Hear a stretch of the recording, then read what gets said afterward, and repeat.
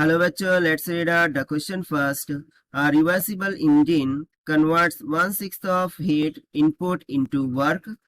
यानी कि 1/6 of heat of input को वर्क में कन्वर्ट करता है रिवर्सिबल इंजन। और ये कब करता है? जब temperature of the sink reduce कर जाता है 62 डिग्री सेल्सियस से। नाउ यदि efficiency of the engine is doubled, यदि इफिशियंसी ऑफ इंजन डबल हो जाए तो उस टाइम पर temperature of source and sink वो क्या होगा, वो हमें यहाँ पर कैलकुलेट करना है। तो चलिए हम स्टार्ट करते हैं की कॉन्सेप्ट से which we are going to use here for this question. So बहुत ही बेसिक सा कंसेप्ट है, that is efficiency of engine. वो क्या होती है? Eta is equals to 1 minus of T2 by T1, और इसको हम वर्क डन के फॉर्म में लिख सकते हैं, वर्क डन बाय हीट। ठीक है, जहां पर T1 क्या होगा? सोर्स का टेम्परेचर, T2 क्या होगा? Sink temperature. ठीक है, W work done, Q heat होंगी। तो चलिए हम स्टार्ट करते हैं फाइनली सॉल्यूशन से। तो सबसे पहले तो मैं यहाँ पर देखिए, यदि मैं एक डायग्राम ड्रॉ करूं, सो लेट सपोज कि हमारा सोर्स हो गया। ठीक है, this is nothing but source. यहाँ पर मैं ड्रॉ कर लेता हूँ सिंक। यहाँ पर कुछ इस तरीके से सिंक हो रहा है। ठीक है, ये हो गया हमारा इंजन। ठीक है, सो यहाँ से हमें वर्क डन कैलकुलेट मिल रहा है, इसको Q1 हीट मिल रही है तब, और यहाँ से Q2 हीट जा रही है तब सिंक का टेम्परेचर हो जा रहा है T2 और सोर्स का टेम्परेचर है T1 की इक्वल। राइट, सो यहाँ पर देखिए Q1 किसको इंडिकेट कर रहा है? Heat absorb. राइट, और Q2 किसको इंडिकेट कर रहा है? हीट रिलीज, और यू कैन से रिजेक्टेड। सो चलिए सबसे पहले तो हम क्या करते हैं कि जो इफिशियंसी है उसका फॉर्मूला हम यूज करते हैं कंसेप्ट से। सो इफिशियंसी इज इक्वल्स टू, मैं यहाँ पर वर्क डन और हीट के फॉर्म में कंसिडर करूंगा। और बेसिकली यहाँ पर देखिए रिवर्सिबल इंजन कन्वर्ट कर रहा है 1/6 of heat into work done. So उसके लिए मैं हीट एब्जॉर्ब कंसिडर करूंगा, यानी कि यहाँ पर हो जाएगा Q1। ना वर्क डन को हम इस तरीके से लिख सकते हैं, that is Q1 minus Q2 divided by Q1 के equal. So it will be comes out 1 minus of Q2 by Q1 के इक्वल। ठीक है, नाउ सी यहाँ पर हम केसेस के अकॉर्डिंग जाएंगे, that is let suppose according to first case जो इफिशियंसी है उसका मैं फॉर्मूला ले लेता हूँ 1 minus of T2 by T1, जो कि हमने कंसेप्ट में लिखा था। ठीक है, and this is nothing but is equals to the work done divided by Q2। ना यहाँ पर Q2 क्यों ले रहा हूँ? क्योंकि देखिए रिवर्सिबल इंजन कन्वर्ट कर रहा है 1/6 ऑफ हीट इनपुट को इनटू वर्क डन। ठीक है, सो यहाँ पर जो भी रिजेक्टेड हीट होंगी वो यहाँ पर Q2 होंगी। So this will be equals to, so simply जो वर्क डन है वो 1/6 हो जाएगा हीट का, यानी कि Q divided by 6 divided by Q2 क्या हो जाएगा? Q कैंसिल हो गया, ये सिंपली आ जाएगा 1/6 के इक्वल। ठीक है, सो फर्स्ट केस में इतनी इफिशियंसी हमें मिल रही है। नाउ अब हम लेके चलेंगे यहाँ पर सेकंड केस को। सो देखिए सेकंड केस के लिए हम क्या ले सकते हैं? सो सेकंड केस में हमें क्या बोल रहा है कि जो इंजन की इफिशियंसी है वो ट्वाइस हो रही है, यानी कि twice of eta. This is nothing but is equals to, और कंसेप्चुअल फॉर्मूले से ये क्या होता है? 1 माइनस T2 बाय T1 की इक्वल होता है। सो बेसिकली ये कब हो रहा है? जब 62 डिग्री ऑफ सेल्सियस का सिंक से क्या हो रहा है? रिडक्शन हो रहा है। सो सिंक टेम्परेचर कौन सा है? T2 है।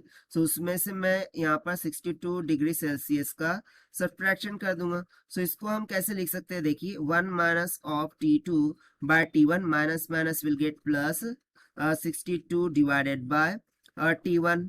ठीक है, यहाँ पर ये भी T1 है, ये भी T1 है। सो देखिए ये वाली टर्म देखिए 1 माइनस T2 बाय T1, ये तो हमने अब वो कैलकुलेट करके रखा है 1/6, तो इसको यहाँ पर सब्स्टिट्यूट कर दूंगा 1/6 प्लस 62 डिवाइडेड बाय T1।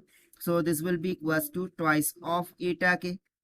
ठीक है, so further simplifying what it will become, that is 2 into, but हमने फर्स्ट केस में देखा ये ईटा कितना आया था? 1/6 के इक्वल। देखिए यहाँ पर गिवन था 1/6, सो ये हो जाएगा ईटा 1/6 जो कि हमने फर्स्ट केस में यहाँ पर कैलकुलेट किया था। So this will be equals to 1/6 plus 62 divided by T1 के। सो यहाँ से देखिए 2 1 ज़ा 2, 2 3 ज़ा 6, 1/6 को उधर लेके चल जाएंगे, ये हो जाएगा 1/3 minus of 1/6 is equals to 62 divided by T1 के।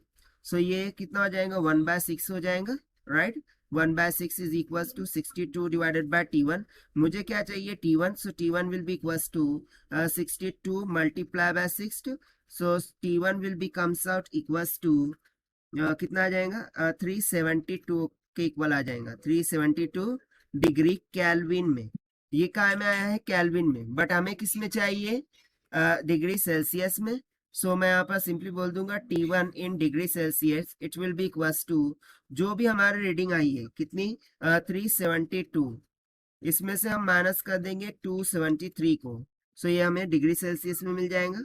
सो it will be comes out 99 degree Celsius. So ये हो गया हमारा पहला आंसर, दैट इज T1, ठीक है, जो कि हमसे पूछा था। बट हमें T2 भी तो फाइंड करना है यहाँ पर, तो T2 कैसे फाइंड करेंगे। सो देखिए उसके लिए हमने यहाँ पर फर्स्ट केस में 1 माइनस T2 बाय T1 की वैल्यू 1/6 के इक्वल करके रखी थी। सो बस उसी रिलेशन को मैं यहाँ पर यूज करूंगा, that is 1 minus T2 by T1, इसकी वैल्यू हमारी आई थी इक्वल्स टू 1/6 के। यहाँ पर अब हम T1 की वैल्यू सब्स्टिट्यूट कर देंगे इन केल्विन। ओके, हम किस में सब्स्टिट्यूट करेंगे केल्विन में। सो केल्विन में उसकी वैल्यू कितनी आई थी 372 के इक्वल, सो उसे हम यहाँ पर सब्स्टिट्यूट करेंगे। सो सबसे पहले तो मैं 1/6 को उधर ले जाता हूँ, T2 बाय T1 को उधर लेके चल जाता हूँ। सो यहाँ से देखिए क्या हो जाएगा T2 by T1 it will be equals to 1 minus 1/6, 6 1 ज़ा 6, 6 माइनस 1 कितना हो जाएगा 5 डिवाइडेड बाय 6 के इक्वल। सो यहाँ simply T2 will be equals to T1 times of 5 divided by 6। T1 हम केल्विन में सब्स्टिट्यूट करेंगे 372 मल्टीप्लाई बाय 5 डिवाइडेड बाय 6।